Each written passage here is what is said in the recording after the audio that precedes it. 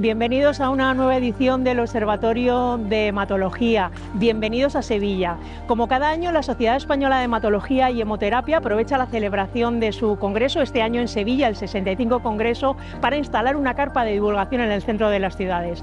En esta carpa de libre acceso, los ciudadanos pueden acercarse al conocimiento de la sangre, pueden descubrir qué datos son los más interesantes, cuáles son las enfermedades más prevalentes, quiénes son los médicos que las tratan. Además, pueden hacer un viaje virtual en 3D por su propia sangre, pueden donar sangre, pueden asistir a charlas de hematólogos y de pacientes, pueden conocer las últimas novedades en el campo de la hematología y la hemoterapia. Por eso este Observatorio de Hematología tenía que estar aquí, en el centro de Sevilla, para hablar de una de las enfermedades, de uno de los cánceres de sangre más prevalentes en la población adulta, la leucemia linfocítica crónica. Y lo vamos a hacer con la ayuda de dos expertas. Adela Salvador, paciente, porque la vive, la leucemia linfocítica crónica, y porque la trata la doctora Fátima de la Cruz, que es hematóloga del Hospital Virgen del Rocío de Sevilla. Con ellas vamos a aprender cómo es vivir y convivir con esta enfermedad, con la leucemia linfocítica crónica. ¿Me acompañáis? Pues buenos días, bienvenidos a una nueva edición del Observatorio de Hematología, que hoy vamos a dedicar a hablar de la leucemia linfocítica crónica, a cómo es vivir con este cáncer de sangre, que es uno de los más prevalentes en la edad adulta, cómo es vivir con leucemia linfocítica crónica. Antes de presentaros a las dos personas que me van a acompañar, quería daros las gracias a los que nos habéis querido acompañar en esta carpa que cada año la Sociedad Española de Hematología y Hemoterapia instala en el centro de las ciudades, donde celebra su congreso anual, este año en Sevilla. Es una carpa donde se ofrece información sobre la sangre y se celebra, como os decía, con motivo del Congreso de la Sociedad Española de Hematología y Hemoterapia, que este año es el número 65 y que se celebra conjuntamente con el 39 Congreso de la Sociedad Española de Trombosis y Hemostasia. Y mirad, de la importancia de la sangre, un ejemplo. Cuando uno entra en un buscador de internet y pone la palabra sangre, descubre datos muy importantes. Nos cuentan los principales resultados, que es un tejido vivo, fundamentalmente líquido, aunque no solamente, y que transporta nutrientes y oxígeno, y que mantiene la vida. Seguro que conocéis todos enfermedades que, como tejido vivo que es, tiene la sangre, y seguro que conocéis en vuestro entorno, vosotros mismos, personas que tienen alguna enfermedad de la sangre. Hoy vamos a hablar, os decía, de leucemia linfocítica crónica, y lo vamos a hacer con dos expertas. Primero la doctora Fátima de la Cruz, porque la trata. Ella es hematóloga del Hospital Virgen del Rocío de aquí de Sevilla. Buenos días, doctora. Gracias por estar. Gracias por invitarme. Y con Adela Salvador, que la vive la leucemia linfocítica crónica desde hace ya unos cuantos años. Adela, buenos días. Gracias por estar. Buenos días. Y si os parece, empezamos con la primera pregunta, doctora. ¿Qué es la leucemia linfocítica crónica? Bueno, voy a intentar explicarlo como yo trato de explicárselo a mis pacientes, y siempre con el objetivo de que me entiendan. Y siempre les digo, bueno, si no me habéis entendido o hay algo que queráis aclarar, pues me preguntáis sin ningún problema, ¿vale? La leucemia linfocítica crónica es una enfermedad de la sangre que nace en el linfocito, y el linfocito es un glóbulo blanco, y los glóbulos blancos son defensas del cuerpo. Es decir, que nuestro linfocito enferma y empieza a crecer, y eso hace que se formen más linfocitos, se acumulan generalmente en la sangre y se produce la leucemia linfocítica crónica. Hay otros tipos de leucemia, pero en concreto esta es la que pertenece al linfocito, como he dicho, glóbulo blanco, defensa del cuerpo, célula de la sangre. A nivel síntomas, ¿tiene distintos síntomas de otras leucemias? Bueno, a nivel de la analítica vamos a ver siempre una leucocitosis. Quiere decir que vemos cómo se elevan todos los glóbulos blancos de la sangre, pero si nos fijamos en cuál de los glóbulos blancos están elevados, pues en el caso de esta leucemia será el linfocito, y en otras leucemias serán pues los granulocitos o los monocitos, que son otra clase de glóbulo blanco, con lo que desde el punto de vista de la analítica, aunque puede parecer de un primer vistazo lo mismo, cuando miramos un poquito más en detalle vemos que son diferentes células las que se alteran. Con respecto a los síntomas, bueno, pues como el linfocito es una célula de la sangre, pero que cuando quiere desarrollarse y madurar para hacer el trabajo al que está acometido, que es la fabricación de anticuerpos en el caso del linfocito B, pues se va hacia los ganglios linfáticos. Son órganos que tenemos todos por todo el cuerpo, en el cuello, en las axilas, en el mediastino, en el abdomen y en las ingles, ¿no? Algunos se pueden tocar con las manos y se quedan allí anidando. Cuando crecen los linfocitos porque han perdido esa capacidad de morirse que tenían, porque se ha producido la leucemia, el ganglio linfático se inflama y como el ganglio linfático se inflama, aparecen las llamadas adenopatías. Cuando alguien dice tengo un ganglio, quiere decir que o significa que se nota una adenopatía, un ganglio inflamado en alguna parte del cuerpo. Ese es su principal síntoma. Hay otros que vienen también y que sí que son comunes a otras células, a otras leucemias de la sangre, que pueden desarrollarse en otras fases de la enfermedad y que pueden derivarse de la disminución de producción de células sanas. Bueno, pues si el linfocito de la leucemia linfocítica crónica crece en exceso, lo que sucede es que no permite en la médula ósea que se fabriquen células sanas. Y esas células sanas son pues los glóbulos rojos, y si bajan los glóbulos rojos tenemos anemia, y las plaquetas, y si bajan las plaquetas, pues lo que tenemos un poquito más de riesgo de que cuando nos produzcamos una herida, pues tenga más tendencia a sangrar. Esos síntomas sí pueden aparecer en otras leucemias, porque el mecanismo sería el mismo. ¿Es una enfermedad sobre todo de personas mayores o se diagnostica en personas también más jóvenes? Bueno, la edad media de presentación es alrededor de los 70 años, es decir, que sí, que en general es una enfermedad que predomina en personas mayores, pero sí que se ve también en personas jóvenes.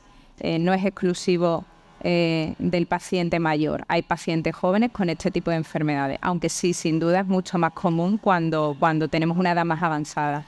¿Y el tratamiento, el diagnóstico y la evolución de los pacientes depende de la edad? No, el diagnóstico no, porque de hecho es bastante sencillo. Generalmente es un hallazgo casual. Uno se hace una analítica con 72 años o 73, se hace una analítica para revisar el colesterol, el azúcar y cualquier otra patología que ya padezca en ese momento y se le ve esa mínima elevación de los linfocitos. Se estudia en profundidad con un simple análisis de sangre. Con ese análisis de sangre se obtiene el diagnóstico primordial, digamos, lo que es la palabra sencilla leucemia linfocítica crónica, y a partir de ahí podemos o no plantear un tratamiento. No siempre tratamos a estos pacientes, como digo, la mayoría de las veces un hallazgo casual en una analítica de rutina por cualquier otro motivo. Y por tanto no es asintomática, que es el caso, ¿verdad, Adela? Tu caso es que tú tienes una leucemia linfocítica crónica completamente asintomática. Asintomática total. O sea, fue diagnosticada por, como dice la doctora, por una analítica de control. De control por otro tipo de leucemia que tenía anteriormente. Vale. O sea, ¿cómo te la diagnostican? Cuéntanos. En el 2005 me diagnosticaron una leucemia mieloide crónica, asintomática total, era un control rutinario y demás. Tuve mi tratamiento durante 8 años, entré en un ensayo, suspender la medicación, estupendamente, pero sí que en los controles de mi leucemia mieloide pues iban subiendo los niveles de linfocitos que comentaba la doctora. Entonces, claro, me remitió mi doctora que me llevaba a la doctora Fátima de la Cruz y bueno, estoy asintomática, llevo 10 años diagnosticada y bueno, hoy por hoy era joven, entre comillas, tenía 59 años, como me comentó y me tranquilizó, que es una enfermedad de muy lenta evolución, que suele ser de gente mayor. Claro, yo tenía 59, calculaba 9, 10 años, tengo 68, aún no ha dicho aquí estoy yo. Pero bueno, asintomática total. ¿Es habitual, doctora, que puedan coincidir en el mismo paciente o están relacionados dos leucemias? En realidad no es nada frecuente tener dos leucemias, una mieloide y otra linfoide, porque son células diferentes de la sangre. Pero bueno, en algún caso se ven pacientes con más de un problema de la sangre, aunque desde luego no es nada frecuente. ¿Y están relacionadas? No. No tienen ninguna relación. En principio no, pero es verdad que hay que hacer estudios genéticos y se está investigando mucho en problemas comunes antes del linfocito y la célula mieloide. Hay una célula madre que dio lugar al resto de esas células de la sangre. Quizás el problema resida allí. Entonces hay mucha investigación al respecto cuando pasa esto de ver dos enfermedades tan diferentes en una misma persona. Adela, vamos al origen de este observatorio, que es cómo es vivir con leucemia linfocítica crónica. ¿Cómo es vivir con esa leucemia? Bueno, como he comentado, yo estoy asintomática. Comprendo que también depende del paciente, de su forma de ser, de su aprensión o de sus miedos eso influye mucho. En mi caso yo soy optimista. Si tengo un dolor de muela no lo voy a achacar que tengo una linfoide o una mieloide. Pienso que también el ánimo de las personas, la ayuda de su entorno, también eso ayuda bastante, la verdad. ¿Cómo has respondido? Cuando tú les comunicas pues el primer diagnóstico, el segundo diagnóstico, ¿tu entorno lo entiende? Mi entorno estaba pegado aquí. O sea, mi entorno estaba escuchando, tanto mi marido como mis hijos, mi familia entera. Sí somos, que es una cosa que quiero puntualizar, no buscar en Google, no buscar esto que tengo, hombre, a no ser que más o menos sepa seleccionar un poco, esto es verdad, esto es mentira, esto sí, esto no. Por supuesto, no informarse. Yo sí me he informado. La verdad es que Dios sabe qué mutaciones se producen pero vivir, si está asintomática, yo vivo normal. Saboreando más la vida, por supuesto, intentando exprimirla más, sí, eso sí, restando la importancia a lo que no lo tiene, te cambia. La verdad es que te cambia un poco. La verdad es que lo de no preguntar al doctor Google, que siempre decimos que los pacientes tienen que buscar esa información en sus hematólogos, pero si hay alguien de la población que necesita información, la página de la Sociedad Española de Hematología y Hemoterapia, ¿verdad?, ofrece una información rigurosa, científica y de calidad, que es donde hay que buscar esas fuentes de información. ¿Es frecuente que los pacientes lleguen a la consulta sabiendo o no sabiendo que es una leucemia? Bueno, dependerá en ocasiones cuando son diagnosticados de una forma casual, bueno, sobre todo cuando vienen de una atención primaria en el que lo único que se ha visto es una alteración en la analítica y no saben muy bien cuál es el motivo de venir, pues ahí no suelen venir informados porque realmente por ahora solo tienen un asterisco en una analítica, ellos se encuentran bien, no se esperan que le vayamos a decir una palabra tan horrorosa, ¿no?, como es la palabra leucemia, aunque estemos hablando de una enfermedad tan crónica, tan indolente y tan poco agresiva, ¿no?, entre comillas, ¿no? Entonces, en algunos casos no saben, pero ya sí que en las siguientes visitas, pues algunas personas se han informado. Tenemos que tener en cuenta que hoy en día el acceso a la comunicación es fácil. Y bueno, es verdad que en algunos casos podemos encontrarnos páginas que no son científicas y nos pueden conducir a error, pero también es verdad que hoy en día las sociedades científicas en general tienden a tratar de tener algunos apartados destinados a pacientes para que sí que obtengan esa información fiable. Y bueno, a mí me parece bien. Yo siempre les digo, si habéis buscado, decídmelo con total tranquilidad. Y las dudas que tengáis, pues me las preguntáis, ¿no? Siempre contrastar la información con el médico que os lleva, que siempre es bueno. ¿Y cuáles son esas dudas? ¿Qué os plantean? O sea, ¿qué aberraciones llegan? Supongo que la primera es confundir todos los tipos de leucemia, ¿no? Porque estamos acostumbrados también que hay mucha gente joven con una leucemia aguda que publica su historia en redes sociales y además pues tienen otro tratamiento, otra evolución, y normalmente eso es a lo que la gente asocia la palabra leucemia, y entonces entiendo que van con ese susto, ¿no? Bueno, cuando nosotros nombramos la palabra leucemia, sí que pueden pensar que se trata de este grupo de enfermedades que son las leucemias agudas, que son enfermedades más agresivas, con tratamientos más intensivos, pero bueno, en mi experiencia particular, yo es que trato primero de explicar muy bien en qué consiste toda la enfermedad y terminar dando el nombre para que no se produzca ese susto inicial, ¿no?, de leucemia, Dios mío. Cuando se asustan y se preguntan o vienen informados de que tengo una leucemia, pues suelen venir muy preocupados por el hecho o se preocupan más cuando tú les dices no necesitas tratamiento.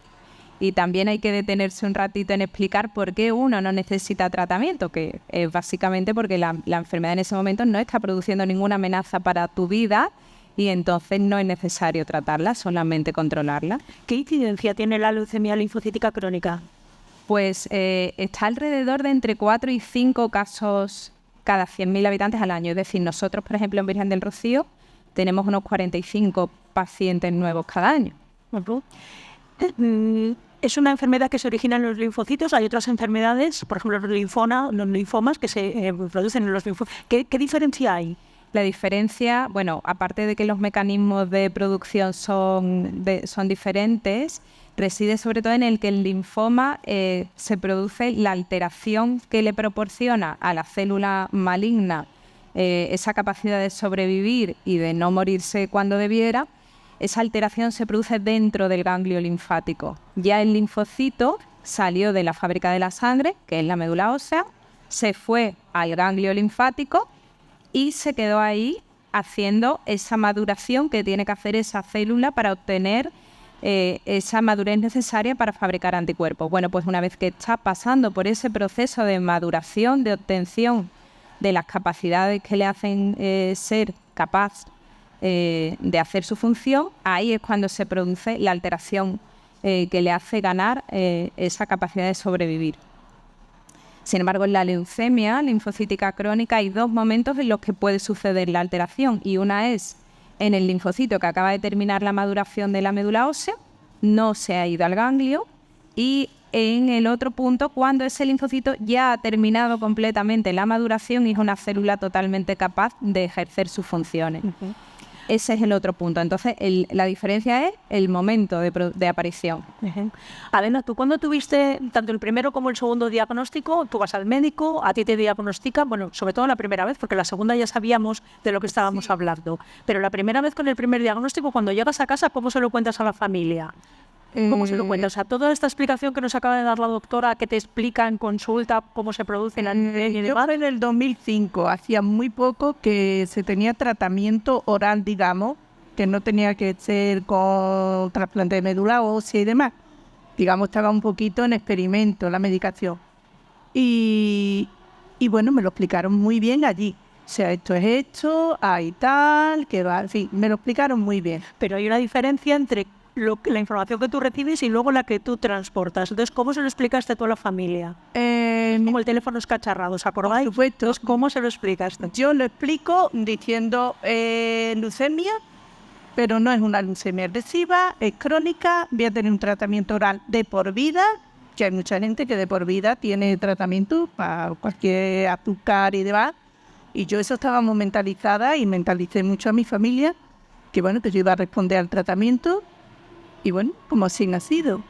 Esa experiencia que te da el haber sido esos dos diagnósticos, porque tú formas parte de una asociación de pacientes, de AELEMIC, sí, que tenemos que decir en este caso que es de mieloide, porque no existe asociación de pacientes, hay que crearla, la asociación de pacientes con leucemia linfocítica crónica, pero ¿cómo aportáis esa experiencia en la asociación de pacientes? ¿Cómo llegan los pacientes? Porque ahí sí que os convertís vosotros en los interlocutores de lo que cuentan los hematólogos. Sí, bueno, la asociación se creó por eso, porque no había. Entonces, bueno, sí había muchas asociaciones como AELEMI y demás, o sea, EAL y demás, pero específicamente de la mieloide no.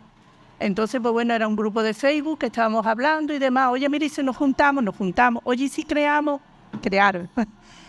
la asociación y bueno, la verdad es que viene muy bien ese apoyo. De la linfoide no lo hay. Yo pienso que porque es una enfermedad de gente mayor, que son, pienso yo, los hijos los que buscan información, los que buscan, pienso que una persona tener alcance a las nuevas tecnologías no la tienen, si es diagnosticado con 70, 72, 75, no. Y aparte que con esas edades la palabra leucemia, como ha dicho, da como un poquito de miedo, entonces tampoco quieren saber. Yo conozco mucha gente mayor que no quiere saber nada. O sea, a mí me han mandado esto, me han puesto esto y punto. No quieren saber más allá y también es respetable, ¿no?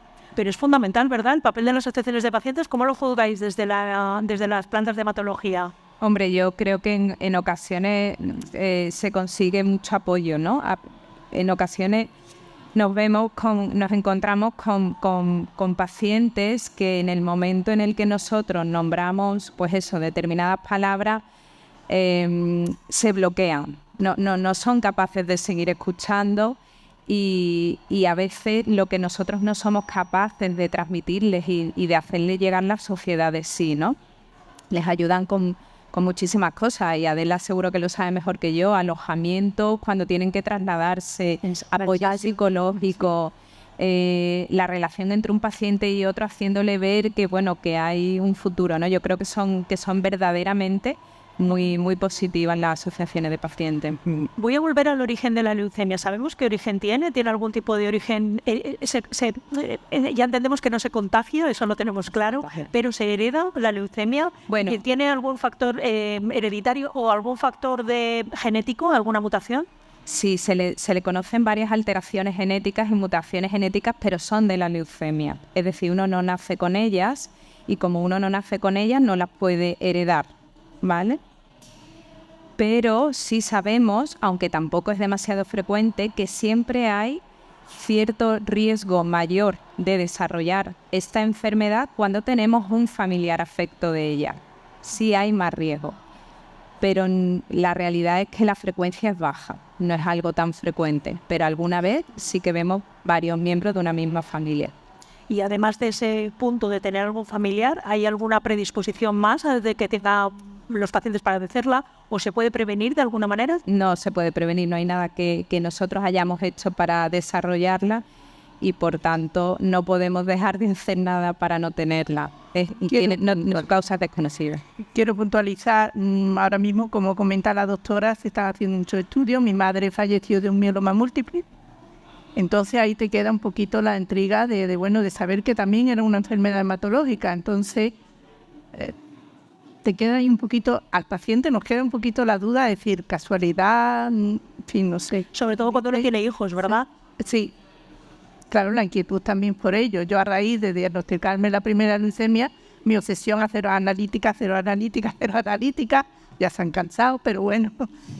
Por eso, porque como es un descubrimiento casual, oye, tampoco viene mal para todo el mundo. Venga de padre o no, de hacerse un control cada año, cada 2 años, verá, supongo, de vigilarse.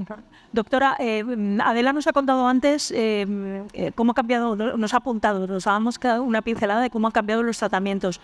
Ha cambiado mucho, ¿verdad? O sea, si echamos la vista atrás, digamos, no sé si cuando a ella le diagnosticaron la primera de las leucemias, pero incluso más atrás, echemos la vista atrás 25 años, por ejemplo, ¿cómo han cambiado los tratamientos?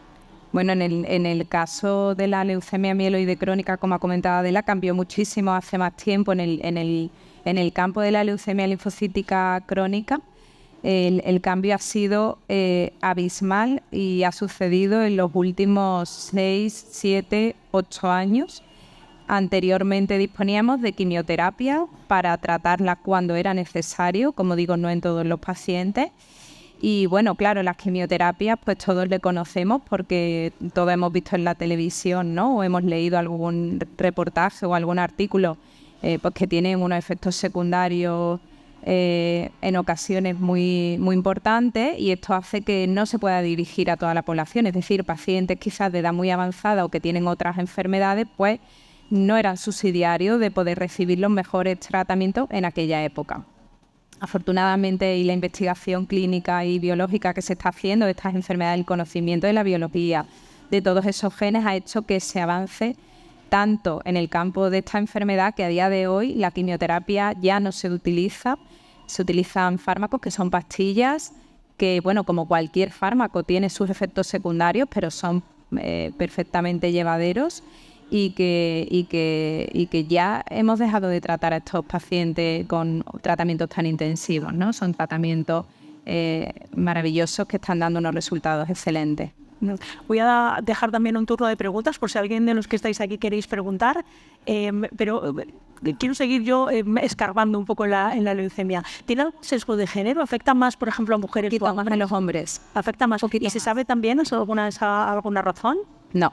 No, desconocida. También se desconoce. ¿Y qué precauciones tienen que tener los pacientes? Una vez el diagnóstico, ¿qué precauciones? ¿Tienen que algún riesgo de, no sé, algunas de infecciones? Pues mira, sorprendentemente, aunque lo que pasa es que no se nos suban los linfocitos que os he comentado, que son defensas del cuerpo y que son células que fabrican anticuerpos, a pesar de todo eso no tenemos más defensas ni más anticuerpos, sino todo lo contrario. En general, las defensas de los pacientes con leucemia linfocítica crónica están descendidas. Son personas con más riesgo de tener infecciones y, por tanto, pues se les aconseja la vacunación anual frente a la gripe, ahora también frente al COVID, el neumococo, y tener mucho cuidado con el contagio, o sea, con el contacto con personas con enfermedades infectocontagiosas, porque son más tendentes a a padecerlas y cuando las padecen a que sean más graves. Para que nos quede claro, porque como esto es un observatorio que lo que promueve es la divulgación, y además estamos en la carpa de la divulgación, ningún paciente, no vamos a llamarlos pacientes, ningún ciudadano, ninguna persona que se hace analíticas anuales o analíticas cuando toque y vea algún asterisco no tiene que ir corriendo al hematólogo, sino que confiar en el médico de atención primaria, que es el que si ve algo extraño no hace falta un análisis específico de marcadores tumorales ni de nada, no hay que hacerse esos análisis. Para la leucemia linfocítica crónica no. Y de hecho en ocasiones una confusión frecuente es cuando vemos los asteriscos y los porcentajes. Para nosotros los porcentajes no son válidos, necesitamos números totales, los porcentajes son números relativos. Entonces no hay que alarmarse por los asteriscos y hay que confiar en el médico de atención primaria que lo derivará cuando vea que esa alteración ya sí es relevante, claro. Aunque el otro día, hablando con Adela, me comentabas lo del médico de atención primaria, ¿no? Que cuando tú vas al médico a decirle, es que me duele una muela o es que me duele el costado, tengo un pinchazo en el costado, enseguida te dice al hematólogo. Se lo comentas a tu hematólogo. Bueno, soy una mujer de 68 años que va a tener artrosis, que va a tener multitud de cosas que no tienen relación con la leucemia. No tengo por qué consultar con mis hematólogas. Oye, mira, que parece que tengo... Vale, sí, yo sé que si me duele el basto sí lo tengo que consultar y si lo tengo así también, pero ya está. Hay otras cosas, me noto un ganglio. Sé que hay cosas específicas que sí tengo que hablar con mi hematóloga, pero que me duele la rodilla, que me levanto es una arcayata, o sea, no tengo yo que consultarlo con mi hematóloga, eso tengo que consultarlo con mi médico de cabecera.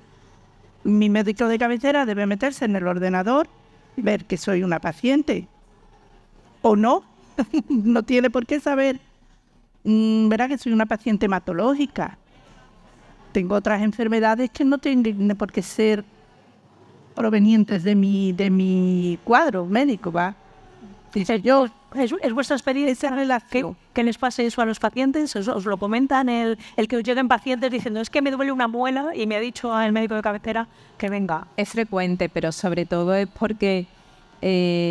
claro, en atención primaria pues los médicos ven todo de todo, entonces es complicado profundizar en todas las patologías. Ellos no pueden saber como un hematólogo de la leucemia linfocítica crónica y sobre todo lo que les sucede es que les genera dudas que ese síntoma pueda por algún motivo o relacionarse con una enfermedad que si no se está tratando, eso suponga un cambio en la decisión de vigilar versus tratar, o que cualquier tratamiento que le pueda mandar sea inadecuado para la leucemia, porque si uno se fija en los prospectos, a menudo pone alteraciones de los leucocitos, no lo tomes si tiene no sé qué.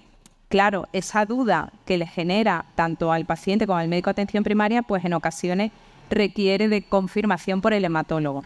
Uh-huh. Quería hablar de ensayos clínicos. España es una potencia en ensayos clínicos. No sé cómo están los ensayos clínicos en leucemia linfocítica crónica. Bueno, muy en desarrollo y muy representados en nuestro país. Los ensayos clínicos son fundamentales para avanzar en la investigación. Si no fuera por ello, no habríamos dejado la quimioterapia clásica y estaríamos en esta serie de nuevos fármacos con estos resultados tan prometedores. Entonces, la realización de ensayos clínicos y la participación de ensayos clínicos es fundamental y es una gran oportunidad para todos los pacientes. Afortunadamente, nuestro país cuenta con representación de numerosísimos ensayos clínicos en, yo diría que todas las patologías de la sangre. Adela, tú has participado en ensayos clínicos. Cuéntanos tu experiencia. Yo estoy en ensayo clínico de la suspensión de la medicación por la LMC, como de la linfoide aún no tengo tratamiento. Sí quería comentarle te quiero hacer una pregunta. Por ejemplo, cuando en la leucemia linfoide crónica tienen tratamiento, ¿se puede dar curación total? Por ejemplo, la mieloide. Revisión, Llevo 10 años de revisión. Llevo 10 años sin medicación, pero no se puede decir, estás curada de la leucemia mieloide. ¿La linfoide cuando tiene tratamiento se cura? No, la leucemia linfoide crónica no se cura con el tratamiento. Se quita, para nosotros quitarse la palabra técnica remisión, Sí. En algunos casos completamente, en la mayoría de los casos parcialmente, pero tenemos un control de la enfermedad que puede durar más o menos tiempo, momento en el cual nos decidiremos por cambiar de tratamiento y ya está, porque afortunadamente hoy en día tenemos muchísimas opciones terapéuticas. Pero a día de hoy no se ha conseguido la curación de los pacientes. En algunos casos en los que tenemos que llegar a tratamientos más intensivos, como es el trasplante de médula ósea, que ya es anecdótico en esta patología, ya se hace en muy contadas ocasiones, parece que un porcentaje de pacientes se llegan a curar de la enfermedad.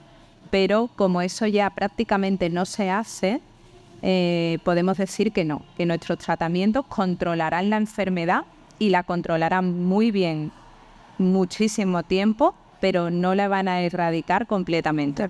Pero si podemos hablar entonces de cronificación de la enfermedad, que ya es un gran avance. Sí, claro. Podemos hablar de cronificación, sí. ¿Cómo es ese control de los pacientes? ¿Qué controles tiene un paciente, por ejemplo, como Adela? ¿Qué tiene que hacer? Bueno, pues nosotros los revisamos cada 3 o 6 meses, dependiendo de las características particulares de cada paciente, tanto de los valores analíticos que tienen como de si presentan o no ganglios inflamados a consecuencia de la enfermedad o si tienen o no síntomas. Vamos haciendo controles, en las visitas se hacen su analítica, les hacemos una exploración física y les preguntamos por los síntomas que pueden asociarse a la enfermedad y que no podamos ver en una analítica o en una exploración. Y si todo va bien, pues seguimos en ese rango, ¿no? Visitas cada 3-6 meses, incluso en algunos casos conseguimos hacerlas anuales. Si en algún caso vemos que la enfermedad pueda estar empezando a tener más actividad clínica y pueda llegar a requerir un tratamiento, pues acortamos las visitas y en el momento que vemos que ya es necesario iniciar un tratamiento, pues en ese momento hacemos todas las pruebas necesarias de genes, de tags, lo que sea necesario para ponerle el mejor tratamiento disponible a día de hoy para esa persona, que puede variar de un paciente a otro. ¿Por dónde va la investigación ahora mismo de leucemia linfocítica crónica? Es decir, ¿por dónde, no sé, estamos viviendo unos tiempos de tal evolución en hematología que no sé si hay algún ensayo que nos vaya a dar alguna CAR o algún medicamento? Pues mira, se está trabajando ya, como he dicho, ha habido un cambio importante en el tratamiento en los últimos años. Claro, esos tratamientos tienen una duración limitada porque la célula maligna aprende a generar una resistencia frente a esas medicinas, ¿no? Entonces se está trabajando mucho en encontrar fármacos que consigan saltarse la resistencia del fármaco anterior que la leucemia ya ha creado, es decir, conseguir de nuevo un tratamiento activo. Se está trabajando en mejorar esos fármacos que salieron hace varios años y que son maravillosos, pues se están buscando nuevas generaciones de esa misma clase de medicina, pero que tengan menos efectos secundarios. Se está trabajando en la inmunoterapia, también en la leucemia linfocítica crónica, y se está trabajando mucho en la combinación de estas nuevas medicinas que son tan buenas para, al igual que sucede en la leucemia mieloide crónica, no necesitar un tratamiento indefinido, sino poder hacer tratamientos finitos que se quitan en el tiempo, aunque sabemos que luego la enfermedad volverá a aparecer y en algún momento volverá a necesitar un tratamiento. Y de hecho, algunas de esas opciones de tratamiento finitas ya están disponibles a día de hoy. No sé si es muy evitable el que, no sé si ella decía, hay pacientes que no quieren saber. Es muy frecuente que aparezcan esos pacientes en consulta que no quieran saber, que digan yo me fío ciegamente y no quiero mirar. No sé si eso los hijos o el entorno cercano también lo respeta, pero entiendo que es complicado eso. Claro, es complicado. Quien no quiere saber, pues no se le da la información. Si ellos quieren que su familia sí sepan todo lo que su familia desea, pues a su familia se le ofrece toda la información que quieran, ¿no? Pero no, realmente no es muy frecuente. Sí, quizás es más frecuente cuando les hablamos a los pacientes de tratamiento, pues a veces le damos tantos datos que se pierden un poco y nos dicen lo que tú digas, ¿no? Cuando nosotros se lo contamos para que sean partícipes de la decisión por diferentes motivos. Sobre todo entiendo porque a lo mejor para un paciente hay distintas líneas de tratamiento, algunas también dependen, en alguna ocasión hemos hablado, sobre todo cuando hablamos de pacientes mayores, que a lo mejor no es el caso de Adela, pero hay pacientes que viven solos y para los que un tratamiento u otro depende también de un poco el entorno social que tengan, el apoyo familiar, el si se pueden desplazar o no al hospital, ¿no? Entiendo que ahí sí que hay que hacer partícipe al paciente para que él mismo decida qué línea de tratamiento es la más adecuada para él, ¿no? Efectivamente, y no solo el paciente, sino también la familia que lo acompaña, porque personas con cargas familiares o con trabajos quizás no puedan venir tantas veces al hospital a pedir permiso en el trabajo para poder acompañarles, ¿no? O sea que solo las características del paciente, pero también de su familia, es muy importante. En esos casos, cada caso se valora en vuestro hospital, en el Hospital Virgen del Rocío. ¿Tenéis un abordaje multidisciplinar de los pacientes para ver un poco las otras enfermedades que tengan? Porque además, cuanto más mayor es el paciente, más otras patologías de base tiene, ¿no? Arrastra, vamos. Bueno, tenemos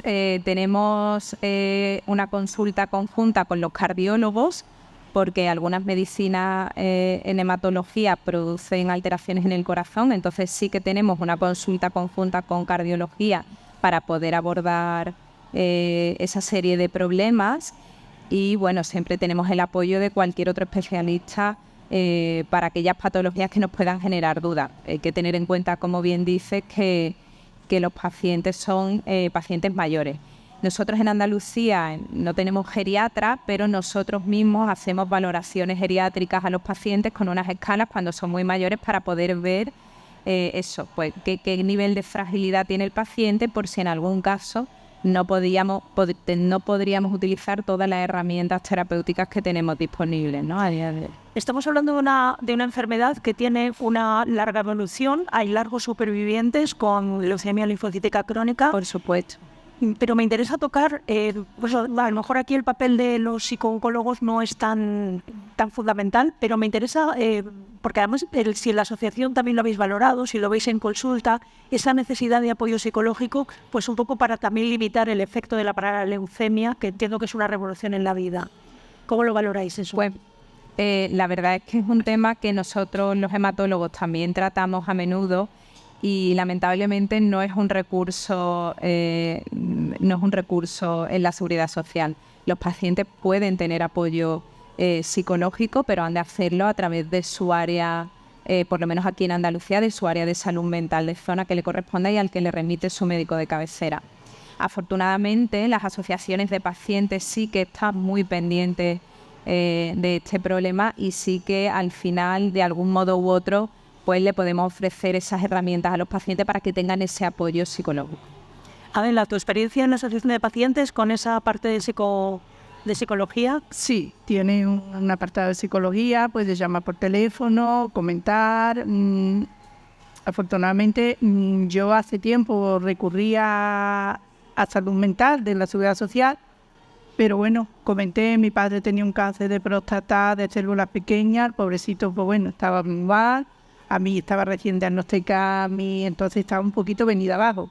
Pero como todo era normal, mi estado anímico pues era normal, pues ya está. Fui a la primera consulta y me dieron o sea, no hay un apoyo, estoy hablando de hace 15 años, o sea, actualmente sí hay a través de la seguridad social un apoyo psicológico, pero creo que las asociaciones son las que te pueden... ¿Pero qué servicio ofrecéis vosotros en la asociación? ¿Qué casos os llegan o qué ocupaciones os llegan? Algunas veces hay videoconferencias. Hace poco hemos tenido EcoGym, o sea, OncoGym, que es gimnasio que hacer, y por supuesto la psicóloga también, cómo afrontar la noticia y demás. Sí, tiene sus talleres, la verdad vienen muy bien. ¿Cuál es la relación, Fátima, de los hematólogos con las asociaciones de pacientes? Pues ayudan, también funcionan muy bien como grupos de presión, ¿verdad? Para conseguir, pues a veces financiación de fármacos, a veces avances a veces incluso están más enterados de las últimas noticias que gente de fuera que no controla el asunto. ¿Cómo os lleváis vosotros con las asociaciones de pacientes? Pues mira, nosotros concretamente, no quizás tanto en mi patología, pero en la patología de otros compañeros en el servicio sí que tienen contacto íntimo con algunas asociaciones de pacientes más locales de la ciudad. Pero bueno, yo diría que la relación es buena, ¿no? Yo continuamente remito a mis pacientes sin tener yo una relación personal con nadie de las sociedades de pacientes, pero sí que suelo remitir mucho a mis pacientes a que busquen información en las asociaciones, a que busquen apoyo, a que hablen con la Asociación Española contra el Cáncer, a los pacientes con leucemia y con linfoma, en fin. Sí que les animamos mucho a que estén con todos ellos, sí. ¿Y recetáis páginas web? Sí, cuando nos lo piden también, sí. Ajá. ¿Qué consejo les dais para evitar esos bulos que entiendo que sobre todo llegan a través de redes sociales, ¿no? No sé si recuerdas alguna barbaridad de las que te ha llegado a consulta. ¿Nos quieres contar? Pues la verdad que no recuerdo así ahora mismo ningún caso, ¿no? Yo le suelo remitir mucho pues a la página de la sociedad, a la página de la Fundación José Carreras, que también tiene muy buena información siempre, y a la de las asociaciones de pacientes, que también les invito a que eso. Pero no recuerdo así ahora mismo ningún caso de bulo, por lo menos relacionado con lo nuestro, ¿no? Con la hematología. No recuerdo ningún caso, la verdad. ¿Y tú, Adela, recuerdas en algún momento en el que hayas tenido tú que tranquilizar a que algún familiar, algún amigo al que le has dicho, pues me han diagnosticado una leucemia, y ella ha dicho, ¡oh, Dios mío! Sí, bueno, yo lo digo y se pone la mano en la cabeza. ¿Qué? ¿Que tienes leucemia? ¿Y qué dicen ellos? ¿Qué entienden? O sea, me interesa saber también, pues eso, ¿con qué asocia la población, pues eso, del entorno, qué asocia la palabra leucemia? Leucemia, muerte dentro de 4 o 5 años. Vamos, era la idea que había anteriormente. O sea, verá, trasplante de médula, o trasplante, o quimioterapia, o en fin. Ya ha evolucionado afortunadamente bastante y hay mucha información. Yo ya digo, o sea, hay quien quiere saber y quien no quiere saber, pero bueno, yo lo explico, no, mira, pero yo estoy bien, yo he estado trabajando hasta los 66 años, soy auxiliar de enfermería, y bueno, ha habido veces que yo he explicado, no, mira, la amiloide es el cromosoma 22 con el 9 que hace un cromosoma Filadelfia, que, pues yo no, o sea, lo ignoran, ¿no? O sea, es que la sangre es una desconocida, yo pienso, no es un tema que guste hablar, o sea, que sea popular, mientras, y hay miles de enfermedades hematológicas que son ignoradas, ¿no? Por mi parte, ahora mismo está la fundación ahí, ¿cómo se llama? Que la ignoraba, la verdad, que la he buscado porque... Amiloidosis. Es el día, efectivamente. Entonces... Ahora tú estás jubilada, pero cuando te diagnostican la primera vez, tú estabas trabajando. Sí. ¿Cómo se percibe o cómo se vive la enfermedad en el entorno laboral? Yo vuelvo a decir lo mismo, yo cogí la baja, pero cogí la baja más que nada por estado psíquico, más que físico. Cogí la baja 1 año, como yo estaba respondiendo bien a la medicación, pues a trabajar. O sea, no... afortunadamente que estaba bien, no, además lo necesitaba. O sea, necesitaba trabajar, necesitaba relacionarme. En mi caso, claro, a lo mejor habrá casos que... Tú procedes de un mundo sanitario y por tanto quizá hay más comprensión dentro de ese entorno, pero a lo mejor también por experiencia en la asociación de pacientes, no sé si en todos los entornos, doctora también, a lo mejor puedes aportar ahí, no sé si en todos los entornos se comprende bien las necesidades de un paciente hematológico. En todos los entornos laborales me refiero. ¿Te refieres a las necesidades, por ejemplo, en cuanto a las recomendaciones? Por ejemplo, de trabajo, de tener bajas de larga duración, si hay comprensión. Bueno, comprensión. Yo creo que comprensión sí. Otra cosa es lo que a veces, bueno, pues determinadas empresas y demás pueden mantener o las bajas, ¿no? Que pueden llegar a ser muy prolongadas. Entonces, en ese sentido, yo sí que veo, o por lo que los pacientes me cuentan, que sí que a veces tienen problemas laborales en mantener sus trabajos cuando las bajas son prolongadas, a pesar de que les hayan ofrecido esa comprensión inicial, luego a lo largo del tiempo, pues como que la empresa necesita, y sí que en algún caso he visto, pues eso, pacientes que han sido despedidos durante sus tratamientos o durante sus bajas y demás. ¿A ti te ha cambiado algo la vida desde tus 2 diagnósticos? ¿Hay algo que te haya cambiado que digas? Ahora mismo, digamos, estoy más o menos en una normalidad. pero sí que al principio me cambió. Por ejemplo, Me cambió de voy a ir a Roma, voy a ir a otro sitio, de un crucero voy. Después ya la cosa se normaliza. Vuelvo a repetir que, claro, mi caso es especial porque estoy totalmente asintomática, no sé, pero vamos, sí que valoras más la vida, las cosas como son. Se vuelve uno un poquito más aprensivo. ¿Tú miras ahora los análisis de sangre con otros ojos? No, en mi caso no. Sí comprendo y conozco mucha gente alrededor que cualquier cosa que tiene lo achaca a la enfermedad. Esto va a ser, ¿será que no? O sea, verá, puede ser o no puede ser, pero no soy hipocondríaca, las cosas como son. ¿Y tu entorno? Tú a lo mejor no lo eres en ti, pero sí sobre tus hijos. Por ejemplo, cuando a ti te diagnostican, decías al principio que impulsabas hazte análisis. Eso que ya se ha rebajado, ¿ellos han perdido el miedo a los análisis de sangre o lo han tenido alguna vez? Han perdido el miedo, creo. Aunque son un poquito hipocondríacos, me están escuchando. Y mi marido igual. O sea, incluso yo digo, eso va a ser, no va a ser. Eso que me ha picado un mosquito, que en realidad los me ha dicho sí. Pero son aprendizajes hipocondríacos sobre ti o sobre ellos. Sobre mí. Sobre ti. Sobre ellos. Y ellos mismos también y sobre mí. O sea, mi marido, yo tengo algo, niña, a ver si va a ser. No es. O sí es, pero no lo voy a pensar. Supongo que es también la experiencia que tenéis en consulta, ¿no? El que lleguen con esos miedos de te traigo a mi hijo. A ver, es natural. La familia, yo siempre les digo lo mismo, ¿no? Que siempre trato a veces de resolver conflictos en algunos casos, ¿no? Los familiares del paciente no están en el cuerpo del paciente, no sienten lo que siente el paciente, entonces sienten la necesidad de controlar un poco lo que el paciente les va contando, porque no saben si eso es importante o no. Algo al que el paciente dice, mira, que estoy bien de verdad, el familiar quiere que tú lo sepas, quiere que tú le des importancia porque no está seguro de si su familiar enfermo le está ocultando algo para que no sufra.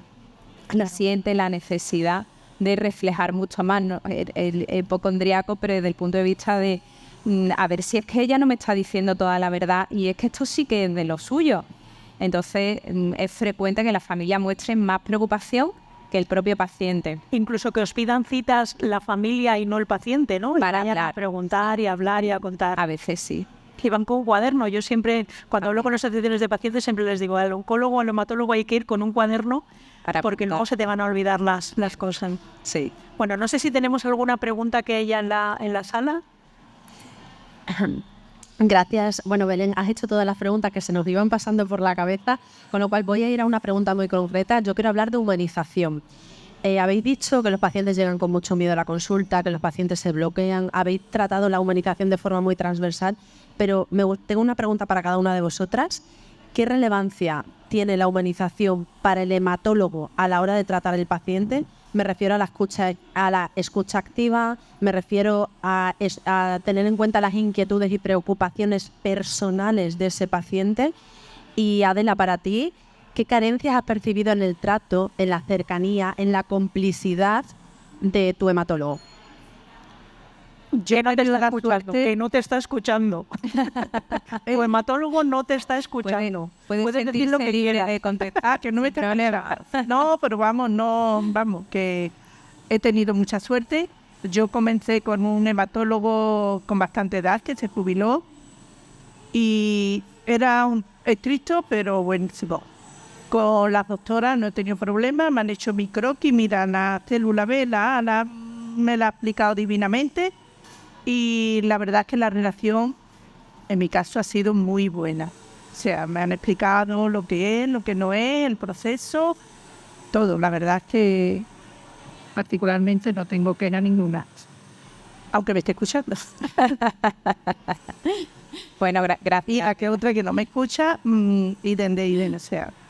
Bueno, yo creo que venimos de una medicina antigua en la que había mucho paternalismo por parte de los médicos. Yo creo que un poquito de paternalismo sigue siendo apropiado, pero los pacientes han ido cambiando, pero porque la tecnología también así lo ha hecho. Estamos mucho más informados todos de todo y eso requiere cierta información. Y los médicos tenemos claro que los pacientes tienen derecho a esa información y tienen derecho a participar en sus decisiones.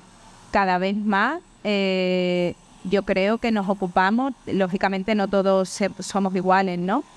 Pero yo creo que todos nos ocupamos de explicar muy en detalle, o por lo menos en mi caso particular, de qué estamos hablando. También un poco viendo qué nos demanda el paciente y la familia. Hay personas que no quieren saber y ahí frenamos, ¿no? Pero sí que cuando se nos demanda información nosotros ofrecemos.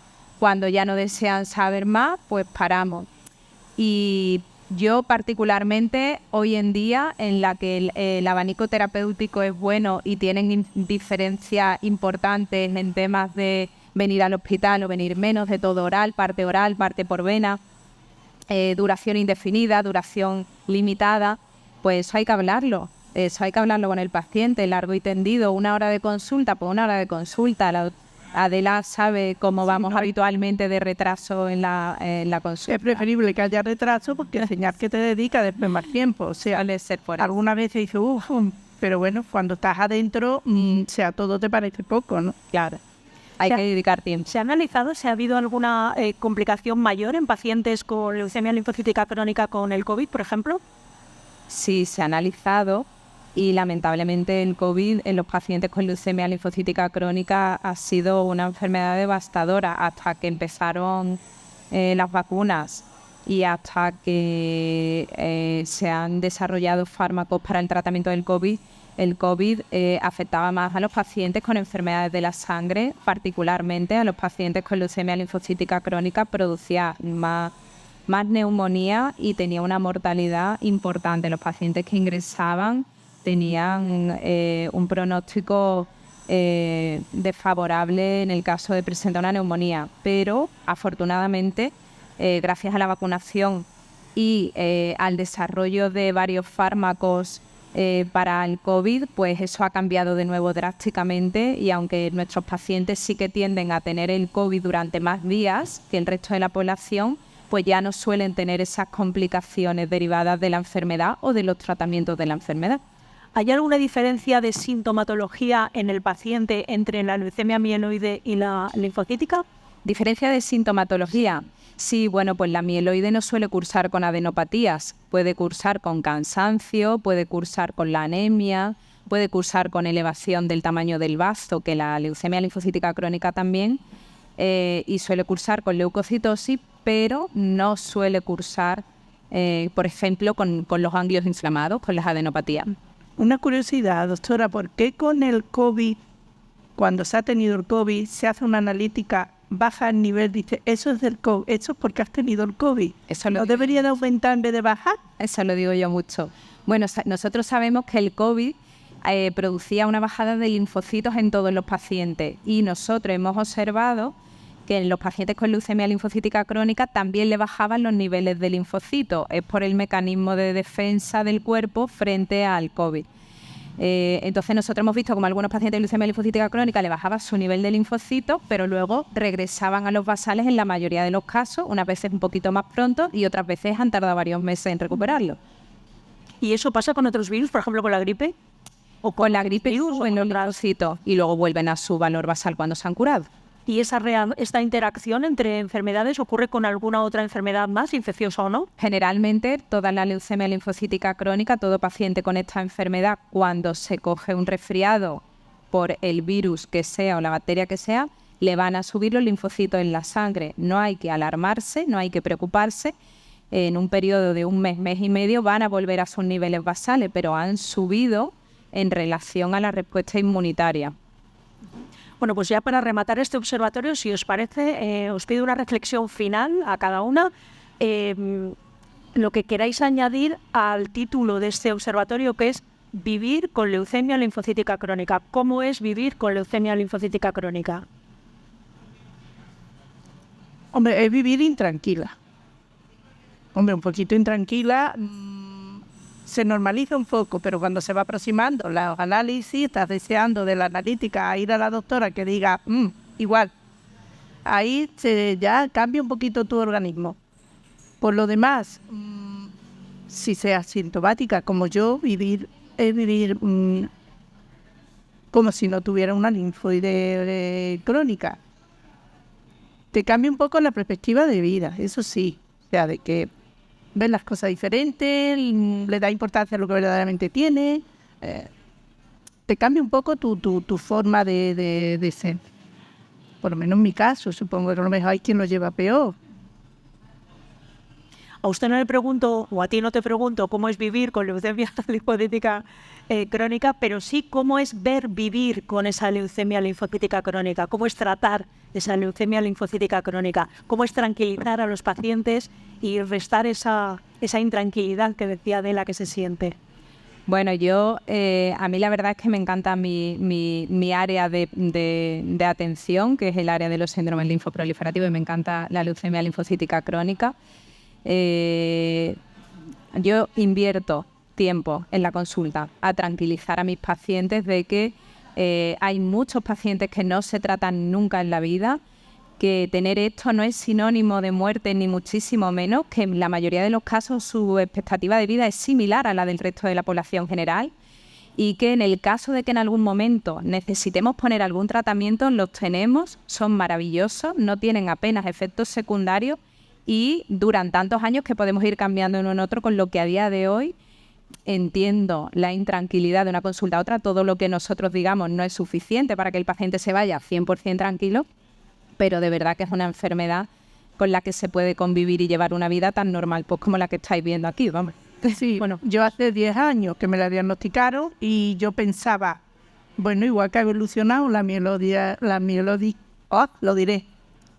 otra leucemia en tratamiento, digo, mejorará esta. O sea, yo hace 10 años digo, bueno, de aquí a que me dé la cara habrán salido fármacos, como así ha sido. O sea, claro, que ya tengo esa tranquilidad, digamos, entre comillas, lo mismo dentro de 3 años me entra un infarto y no da la cara ni una ni la otra. O sea, bueno, y eso no se sabe. Yo creo que tengo el mismo riesgo que pueda tener, desgraciadamente, a lo largo de los 18 años que llevo con la leucemia. He despedido a mucha gente que no tenía leucemia, o sea, que... Bueno, y en este camino has aprendido a cuidar tu sangre, ¿no? Que es algo que a veces nos olvidamos, que también es decíamos al principio, un tejido vivo que hay que cuidar, como uno cuida, que a veces cuidamos más la piel de la cara que el líquido que nos sostiene la vida, ¿no? Sí. Bueno, pues con este mensaje positivo, si os parece, terminamos este observatorio de hematología que hemos dedicado a la leucemia, a cómo es vivir con leucemia linfocítica crónica. Os doy las gracias a los que nos habéis acompañado aquí en la carpa. Si no la habéis visto, os animo a que la veáis. Vais a aprender cosas muy interesantes. No en vano se llama Conocemos tu sangre, nos conoces tú a nosotros, porque tratamos de divulgar y de acercar y de visibilizar la hematología, que es una especialidad apasionante que requiere muchos más candidatos, queremos muchos más hematólogos y queremos esa fascinación y esa potencia que tienen los hematólogos españoles, que son líderes internacionales en investigación.